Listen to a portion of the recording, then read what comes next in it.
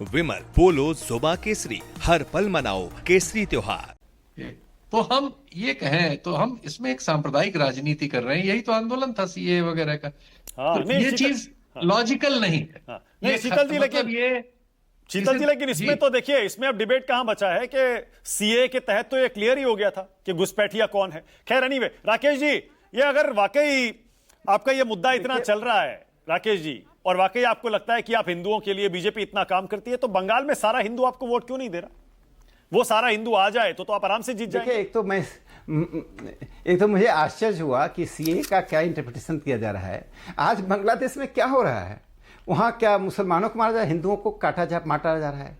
ये जो नेहरू लियाकत पैक्ट हुआ, पंकज जी बोले हम नेहरू के शत्रु नहीं है।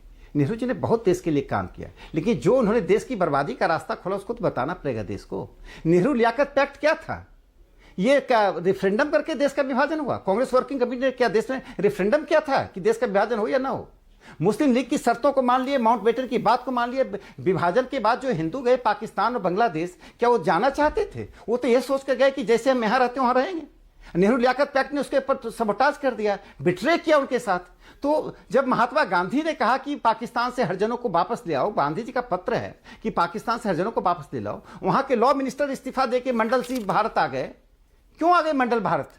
उनको देखा नहीं गया। राकेश जी, तो आज बांग्लादेश मेरा जवाब दीजिए। हिंदुओं को राकेश जी, हम लाएंगे। जवाब। हम पाकिस्तान एक बात सुन लीजिए, एक पाकिस्तान, बांग्लादेश, अफगानिस्तान का एक एक हिंदू यदि हिंदुस्तान आना चाहेगा तो आना। एक सेकुलर पॉलिटिक्स का हिस्सा होगा, एक्सिस्टेंशियल पॉलिटिक्स का हिस्सा होगा। ये मानवीय दृष्टिकोण से होगा।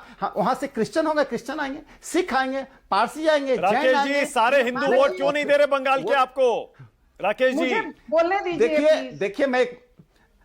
देखिए मैं अंत में ये कहना चाहूंगा कि देखिए क्या है कि हिंदुओं में हम सांप्रदायिक राजनीति तो करते नहीं है। हम पंथ निरपेक्षता के मूल बात को स्थापित करना चाहते हैं कि वंदे मातरम गाने से परहेज करने वाले कौन लोग हैं?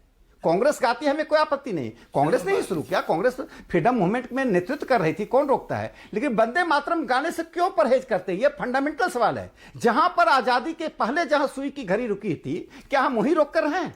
इसका निदान तो होना है। ओके, स्वयं पुरोहित और संजू वर्मा। अब स्वयं पुरोहित संजू वर्मा को लाइए। और बंगाल का चुनाव ऐतिहासिक चुनाव होगा, वैचारिक चुनाव होगा और भारतीय जनता पार्टी जीतेगी। ऐतिहासिक चुनाव सुन लीजिए, हो गया। देखिए, बड़े बक्कार और झूठे टाइप के लोग हैं। ये बोलते हैं हम धर्म की राजनीति नहीं करते हैं। इन्होंने आर्टिकल 14 और 15 का उल्लंघन करके एनआरसी और सीए की बात की थी ना। सिटीजनशिप अमेंडमेंट एक्ट जो लाया, ये मकार शब्द अरे आप नहीं जाइए।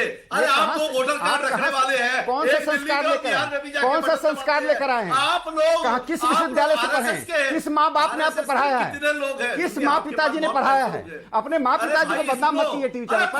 मानक जी, ये मक्कार शब्द वापस लें। मानक जी, मक्कार शब्द वापस लीजिए। राकेश जी, एक सेकंड रुकिएगा। स्वयं पुरोहित प्लीज पर्सनल मत करिए।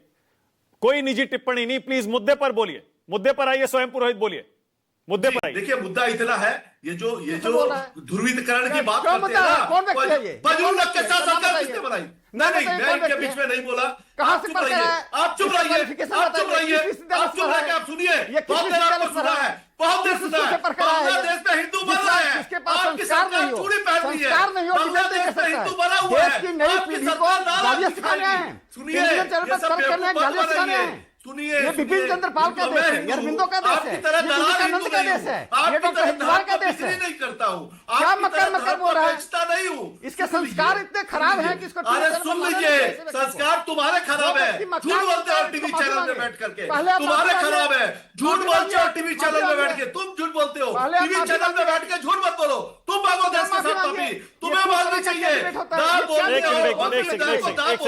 एक सेकंड, दोनों को जरा स्क्रीन पर लाइए। एक सेकंड, जरा मेरी बात सुन लीजिए प्लीज। एक सेकंड, राकेश जी, एक सेकंड प्लीज शांत। राकेश जी शांत हो जाइए। स्वयं भाई सुनिए ना, एक मिनट। स्वयं पुरोहित सुनिए। राकेश जी एक सेकंड प्लीज, मेरी बात तो सुनिए। राकेश जी एक मिनट रुकिए ना, एक मिनट प्लीज।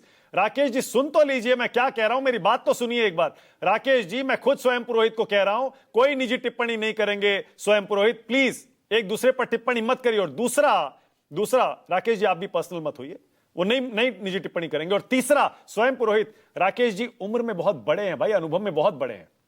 आप कम से कम आप तो कह सकते हैं, आप स्वयं पुरोहित। अब आगे बढ़िए, मुद्दे पर आइए। मुद्दे पर आइए। इनसे बड़ी है, सुन लीजिए, जिनके यहाँ इनके नेता अटल बिहारी वाजपेयी, लाल कृष्ण आडवाणी काली घाट में उनकी घर में गए हैं, तो ममता बनर्जी को जब यह सम्मानित करते हैं तब इनको समझ में नहीं आता उम्र का। इनके बच्चे बच्चे लड़के उल्टी सीधी बातें करते हैं सोशल मीडिया में, जो नफरत सुबह से उठिए, सुबह से उठते ही सोशल मीडिया में नफरत का जहर फैलाया जाता है। यह संघी विचारधारा है, यह संघी विचारधारा है जो लोग फजलुल हक के साथ में, जिन्होंने भारत विभाजन की नींव रची, जिनके नेता लाल कृष्ण आडवाणी जाते हैं जिन्ना की दरगाह पर, बोलते हैं वहां पर कि ये तो सेकुलर थे। शर्म आनी चाहिए आप लोगों को, जो गांधी को आप नाम से हटा सकते हैं, गांधी को इस देश की आत्मा से नहीं हटा सकते हैं। गोडसे को मारने वाले लोग हैं। संघ के बारे में हमें पता है कि संघ क्या करता है। आज बताइए, बांग्लादेश में हिंदू के साथ जो हो रहा है, आज बांग्लादेश हमें आंख दिखा रहा है। कब देश का प्रधानमंत्री संजू वर्मा आपका जवाब दे रही है। संजू वर्मा